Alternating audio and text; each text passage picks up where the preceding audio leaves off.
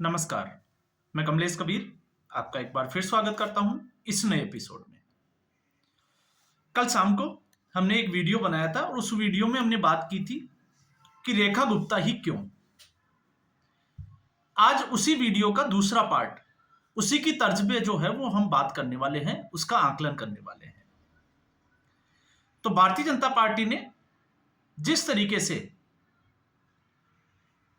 हम कहते हैं कि भारतीय जनता पार्टी की जो रणनीति है वो हमेशा से चौंकाने वाली रहती है। और भारतीय जनता पार्टी जब भी इस तरीके का कोई फैसला लेती है तो वो तत्कालिक फायदे के लिए ना होकर एक दूरगामी सोच या दूरगामी फायदे के लिए जो है वो डिसीजन लिए जाते हैं। अब जब हम इस बात का आकलन करते हैं कि रेखा गुप्ता ही क्यों, क्योंकि वो पहली बार विधायक बनी है, इससे पहले उनकी हार हो चुकी थी, तो प्रवेश वर्मा क्यों नहीं।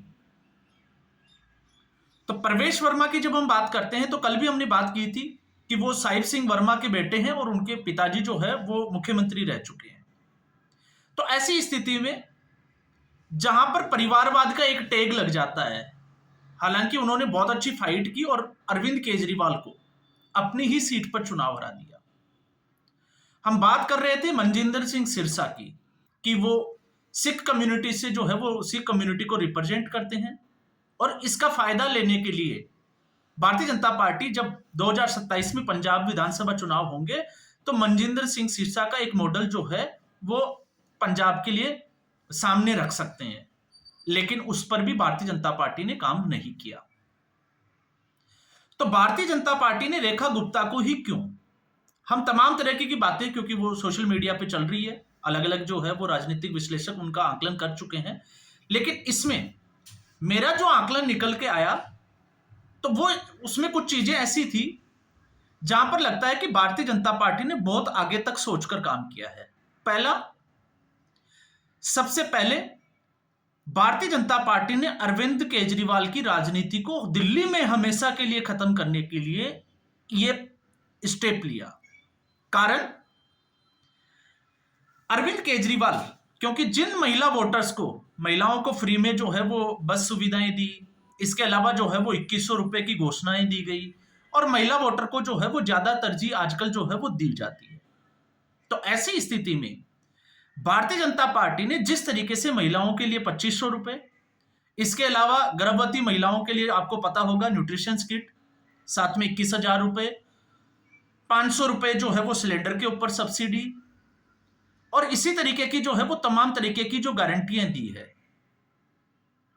तो उसके बाद में भी आपने देखा कि जब वोटिंग परसेंटेज आया तो एक बड़ा धड़ा औरतों का जो वोटर जो था वो आम आदमी पार्टी से जुड़ा हुआ है। तो उस वोटर को अपने साथ कैसे लाया जाए, ये एक जो है वो बड़ा स्टेप रेखा गुप्ता के नाम से जो है वो निकल कर आता है। दूसरा कारण,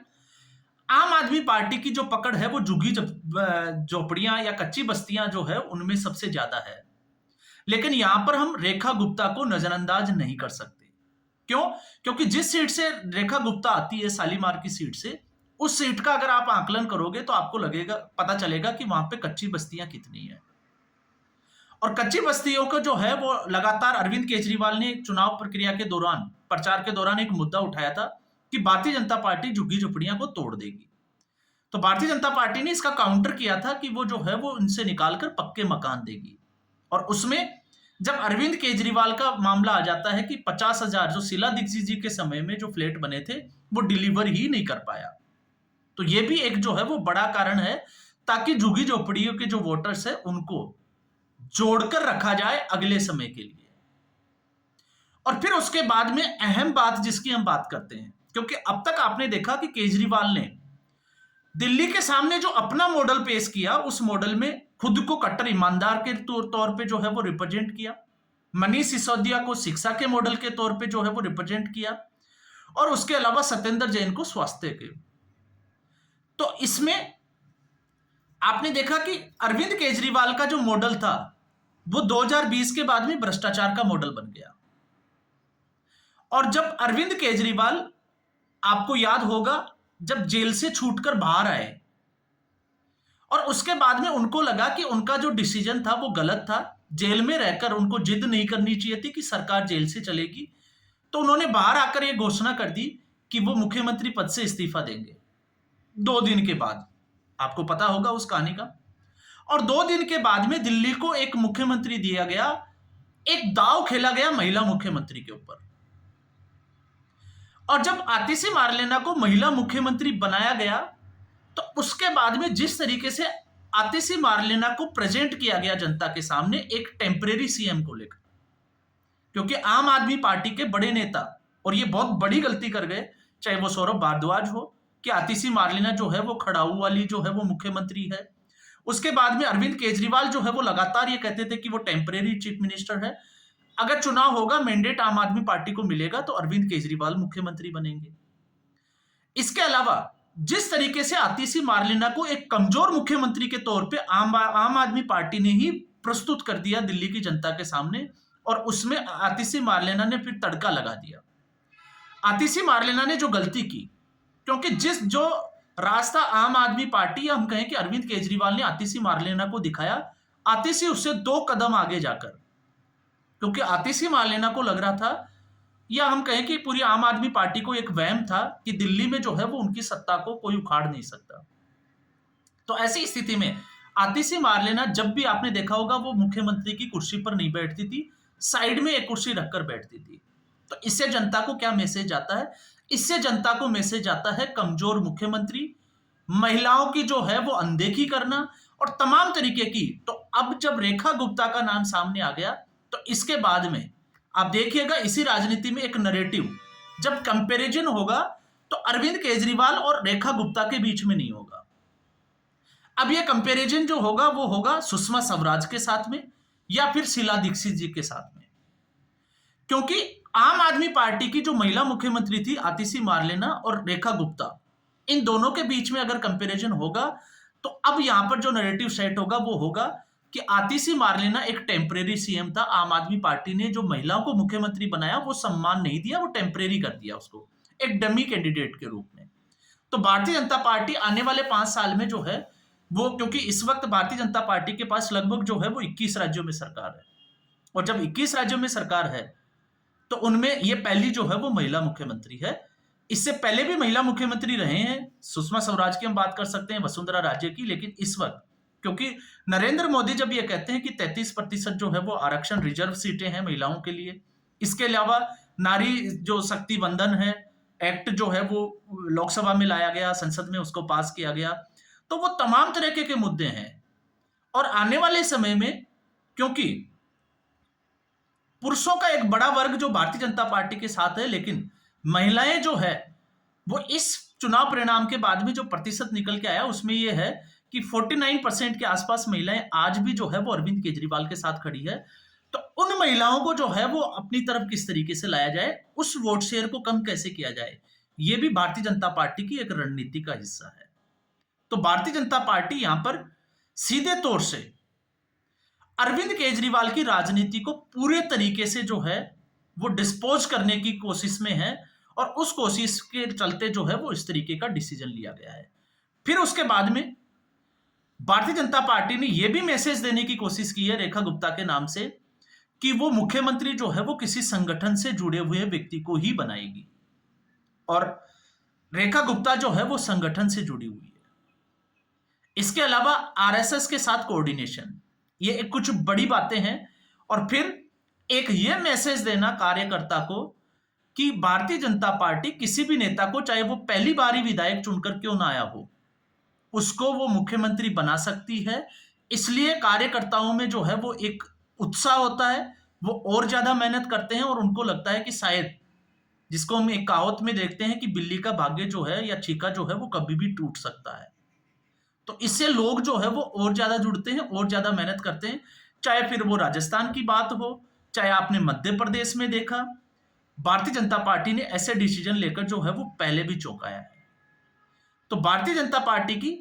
इस ओवरऑल अगर इसमें देखोगे तो आप देखिएगा, और मुख्यमंत्री आज जब वो शपथ लेगी उसके बाद से जिस तरीके से भारतीय जनता पार्टी के गारंटी वाले जो मॉडल पे काम आगे बढ़ेगा,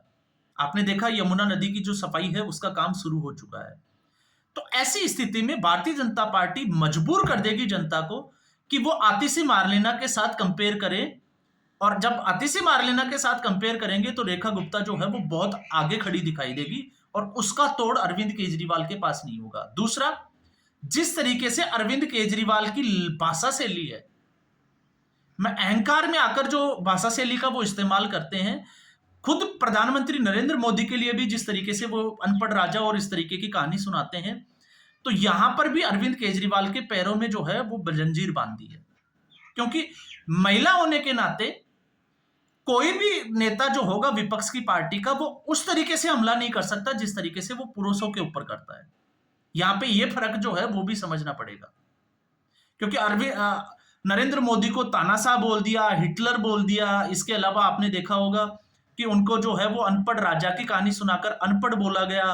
वो तमाम तरह के वर्ड जो है वो इस्तेमाल किए गए। तो आप सोच के देखिए, क्या अरविंद केजरीवाल महिला के लिए ऐसे शब्द इस्तेमाल कर सकते हैं? और अगर महिला के लिए ऐसे शब्दों का इस्तेमाल किया जाएगा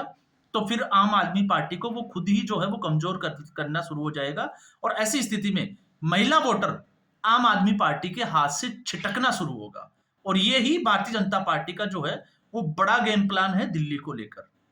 और दिल्ली के समय आपने देखा होगा, अरविंद केजरीवाल से पहले 15 साल का लंबा समय जो है वो शीला दीक्षित जी का रहा।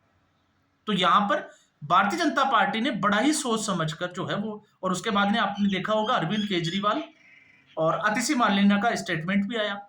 और जिस दोनों का स्टेटमेंट एक ही जैसा है कि उन्होंने बधाई दी और वो सहयोग देने की बात कर रहे हैं। हालांकि आम आदमी पार्टी से इस तरीके की उम्मीद हम नहीं कर सकते, क्योंकि चुनाव परिणाम के दूसरे दिन ही चाहे वो बिजली कटौती का हो और फिर यमुना नदी के ऊपर जब सफाई के लिए मशीनें, हार्वेस्टर मशीन जो है वो वीड हार्वेस्टर और जो सीओडी मशीन्स जो थी वो उसमें उतरी, तो उसके बाद से आपने देखा होगा कि किस तरीके से आम आदमी पार्टी ने उल्टा जो है वो एलजी के ऊपर ही आरोप लगाना स्टार्ट कर दिया। लेकिन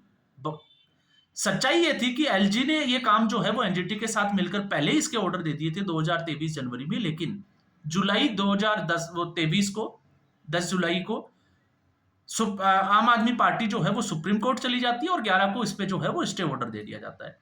तो तमाम मुद्दों पे ये देखा जाए तो जिस स्ट्रेटेजी पे अरविंद केजरीवाल के खिलाफ भारतीय जनता पार्टी काम कर रही है, आपने देखा होगा शपथ ग्रहण के लिए उसी जगह को चुना गया जहां से आम आदमी पार्टी जो है वो निकल कर आई। तो लोगों को जो है वो एक बार फिर एक एहसास दिलाने की वो हो रही है कि 10 साल के बाद या 11 साल के बाद में उस रामलीला मैदान को जो है वो यादें ताजा कर रही है कि किस तरीके से एक आंदोलन से जो है वो लोगों की उम्मीदें निकल कर आई और उस उम्मीदों को अरविंद केजरीवाल उसने जो है वो खत्म कर दिया। तो अरविंद केजरीवाल को खलनायक बनाने का एक जो है वो पूरा मास्टर प्लान बीजेपी लेकर आई है।